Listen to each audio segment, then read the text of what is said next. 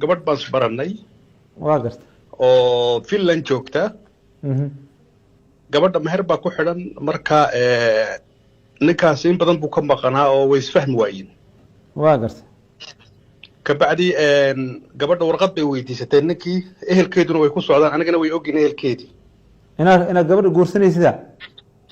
inaan gabadha yacni warqadan haa waa garta marka ehelkeedii bay og ehelkeedu ninkaas lama rabaan aniga way soo dhaweeyeen marka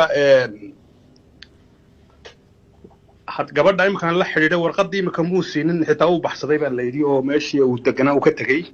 maxaa gabadha la gudboon oo ma garata aan samayn karnaa hadda gabadhiina waan isku xidhanna waan sheekaysanaa akhiyo dembigaa galaysaa gabar la qabo horta nin inuu shukaansada dembi waay xaaraan wey gabar xeelo ku jirta inaad tidhaahid waytinis waa sugaya aniga diinta ma qabto balse iska dhaafe iyadoo la qabe iyadoo cidda tirsanayso oo lasoo furay intii ciddada ku jirto haddaa shukaansatid gabadhaas xaaraanay kaa tahay inaad guursatid xaaraan abadi yaa la yidhaha ninka maxaa yeele man istacjala bishayin qabla awaanihi cuqiba bixirmaanihi qaacidaa jirto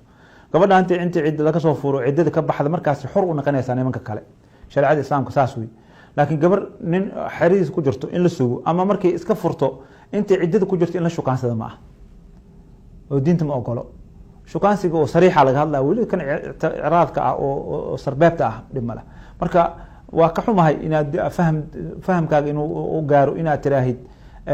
reerkan waa il rabaa macnaha reerka dhana dembi ku jira gabar nin reer xeliis ku jirto inay yiraahaan reerka adaa ku ninkaas markaa kasoo furna kugu darayna waa dembaamay reerkaas adina kugu maxirmaysa hadda marka hadda si ay hadhow aad ugu shalaynin gabadhaas calaaqadeeda gooy xoolaheeda ka bax waxay iska soo furaysa idaha iska soo furto ayda dembigeedii iyo waxay qaadanaysa ninkeeda hadday ka gardarantahay iyo gardaran yahay ha qaato markay banaanka soo baxdo kabacdi shukaansa ku bilaab haddaa saan ugu sii jirtay gabadhaas xaaraan ay ka tahay adiga kuguma xiranto maxaa yeelay amar waqtigiisa la gaarin ayaa dadejisatay qofkan waa laga xarimaa markii uu qofka amarkiisa degdegto